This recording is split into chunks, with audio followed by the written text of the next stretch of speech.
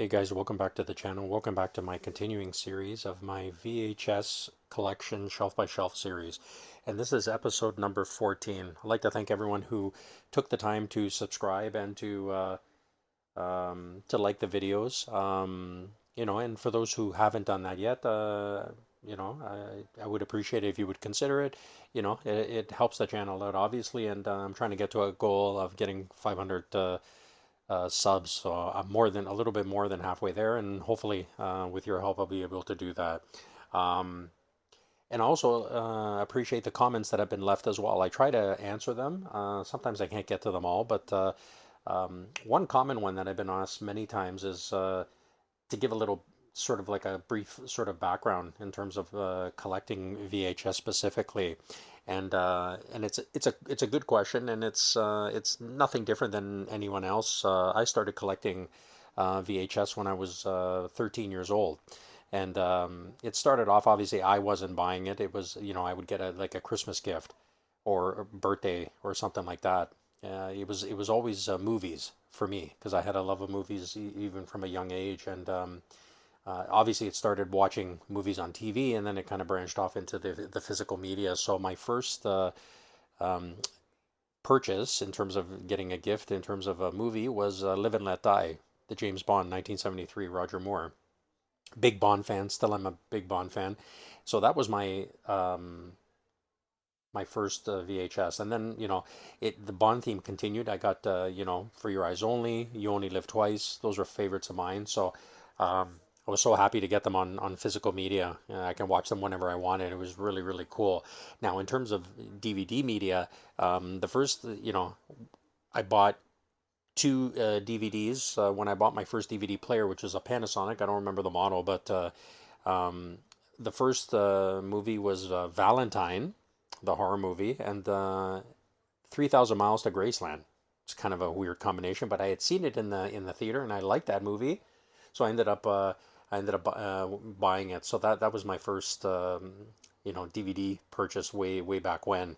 So that's just a little bit of a brief overview, and thankfully I still have those particular movies in those formats to this day. I never got rid of them, which is kind of cool. So it's kind of similar to everyone else, it's kind of nice that I have the distinct memory of remembering, um, you know, the media that I had over the years and things like that. So so I've been collecting now for 30, almost 40 years, right? So long time, right? So and the collection obviously has grown over the time, right? But yeah, it was a lot tougher back then because it was pretty expensive. I mean, that Live and Let Die at that time was like $30, and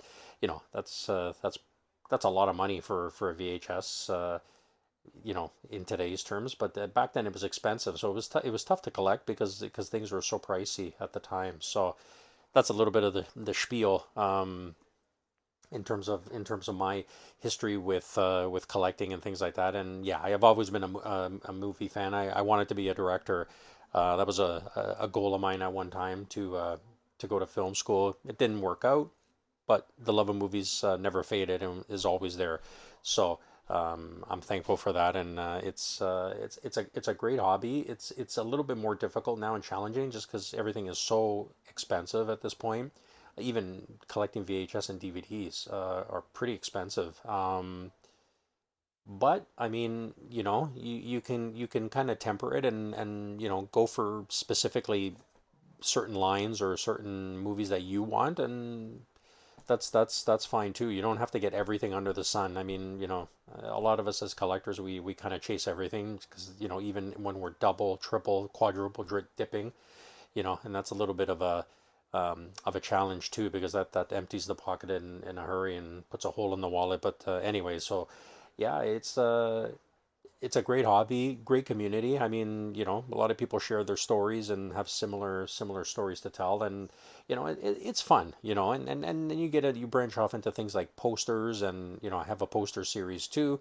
Uh, you know, I have some original one sheets, but I have reprints as well. But for me, it doesn't matter. It's having the the image, the poster, to be able to enjoy it, to hang it up on the wall and enjoy it, you know. So, you know, some people collect figures and all kinds of other things as well. So the you know the hobby is vast in terms of you know in terms of the different options that you have. You know, books, you know, soundtracks, you know, all kinds of other laserdisc, beta, all kinds of other formats as well. But anyway, that's I'm rambling on. But anyway, that's I just wanted to give a little bit of, you know, because it's been asked you know a bunch of times in the past, and someone recently asked it. I don't remember who did. Forgive me for not remembering, but nonetheless, you know, I appreciate those questions because they're good questions, right? Because you know what, you know, it might be a similar story as someone else who's viewing, who's watching, right? And you can relate. You know what I mean? So that's pretty important. Anyway, so shelf number 14. Let's dive into it. So we got Demons, Lamberto Bava, 1985. Yeah, bunch of people trapped in a theater and. Chaos ensues. Yeah, fantastic movie.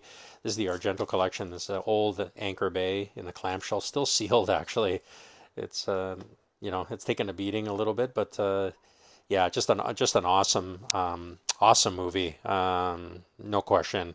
Um, what can you say? You know, just the action, the effects, really fun stuff. And Demons 2 is good, is great too. You know, definitely that's that's what we want there. Next up is Christmas Evil from 1980. So this is about a toy maker, I think, if I remember correctly, who, um, because people don't appreciate what he's doing, sort of thing. He goes on a rampage. That's pretty much it. So it's a slasher, you know, early 80s slasher. It's good stuff. It's okay, right? Sticker's gone. The spine sticker's there, but the other sticker is gone. Yeah, Christmas Evil. Next, the classic, The Terminator from 1984. Yeah, Arnie. What can you say about this? You know, great performances. Linda Hamilton, Michael Biehn. You know, just a great story. Spawned a whole franchise, and yeah, what can you say? Just a great. And this is from Live Entertainment. There's the sticker there. Nothing there. Yeah, enough said there. I mean, it's you know, there's some dispute whether it's a horror film. Absolutely is sci-fi horror for sure, 100%. Then we move to something totally different, Scary Movie from 2000. Yeah, I saw this in the theater. Hilarious and outrageous. That pretty much sums it up. It's just a parody of different horror films. This one specifically, Scream. I Know What You Did Last Summer. Things like that, right? Um, The Sixth Sense. Yeah, this is so funny. Just hilarious stuff. There's the printed label there. Good stuff, fun stuff. Spawned a whole bunch of them. You know, the hit and miss as they went on, but overall they were pretty good. Next up is Escape from Alcatraz from 1979. Clint Eastwood. Yeah, Clint Eastwood. What a great actor. Some great movies that he's been in over the years. And this was a Paramount release. A great movie, great price. I remember these stickers back in the day.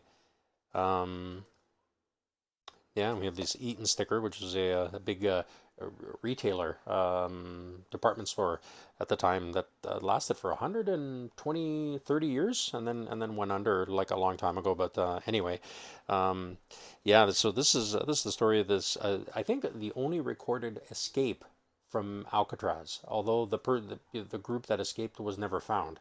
Um, so they presume that they were drowned or whatever happened there. But yeah, this was a good story. Clint Eastwood, great performance. Good stuff here.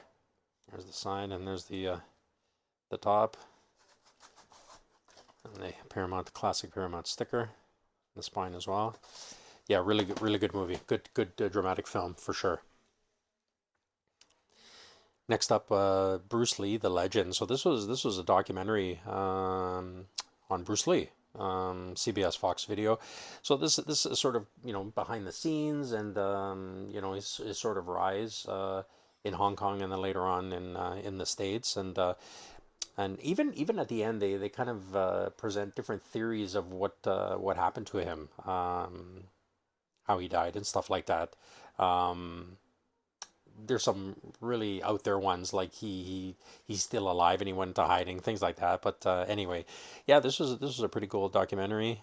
The man, the superstar, the legend. Yeah, good stuff. Good stuff. Haven't seen this in a long time. I wanna revisit this actually. And, there's the CBS Fox sticker label there. Yeah, good stuff. And next up, we have Puppet Master. Yeah, really cool from 1989. What can we say here? Puppet Master from Full Moon. It's a fun film, fun series actually. Really enjoyable. I you know a lot of them were hit and miss, but three was my favorite. Obviously, a lot of people's favorite. But yeah, what can you say? This was good stuff. Really good stuff. Go figure. Puppets would have spawned an entire franchise. And speaking of which, then we have Retro Puppet Master. So the legacy begins. So this was a from '99. It was 10 years later. This is the seventh film, and this was a prequel film as well. So yeah, again, they were hit and miss, and this one wasn't like spectacular or anything. But you know what? I enjoyed them all anyway for what they were. There's the printed label there.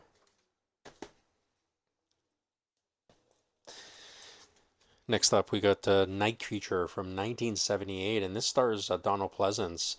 Um, and this guy's apparently he's a big game hunter, and he hunts this. Is it a leopard? I think it's a leopard or a tiger. Leopard, I think it is, and um, he ends up being hunted. Uh, Kind of the roles are reversed there. So yeah, this is from HGV Video Treasures. I don't know if that was an American. I think it was a Canadian distribution company. Um, yeah, this one. Yeah, I might want to revisit this. I haven't seen this in a long time, but interesting cover there. Kind of cool with the night creatures there with the claws. Next up, we have It's a Mystery, Charlie Brown. Yeah, this was from 1974. Wow. And they used to have these peanut specials all the time. There's so many favorites out there. Like it's the Great Pumpkin, the Christmas one. Yeah, this was pretty cool. This was about Snoopy, who becomes a detective and investigates Woodstock. This is the bird here, his companion there, his buddy there. His nest goes missing, and then he goes on a hunt to find out what happened there. So yeah, it's fun stuff. This is great stuff growing up. It's fun to watch him even now. So that's that one. Coming up to the end here. Just kind of trying to lean here.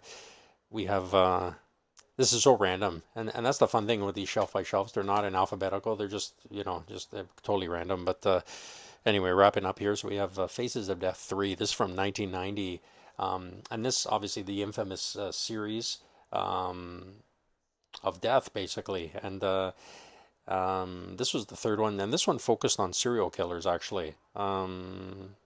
Following that theme.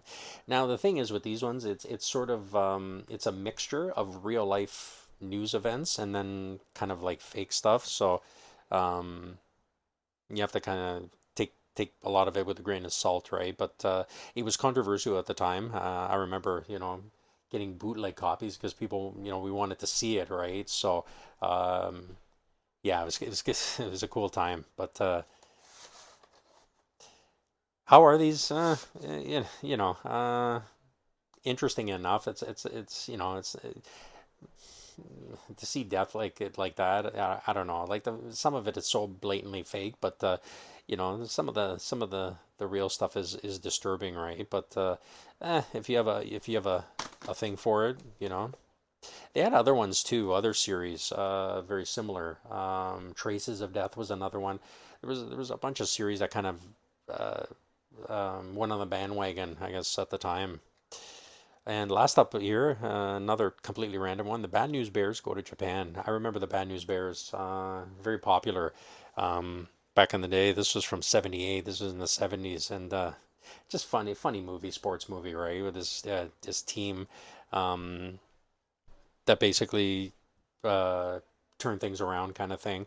And this is the third of the series. This is the last one. There was it was a trilogy, and it's interesting this one because this one's had Jackie Earl Haley in it. And if you don't know who he is, he was Freddy in the remake of Nightmare on Elm Street. Um, I think he was in all three, if I'm not mistaken. I don't remember, but anyway, he actually was quoted as saying that this is the worst film ever made. Go figure. Props. He gave props on that one, but yeah, I don't know. It was dumb fun, right? This one's still sealed actually, but I have seen it. But yeah, so that's gonna do it, guys, for shelf number 14. And again, we'll keep it going. Join me next time, and we'll look at another shelf. Until then, take care.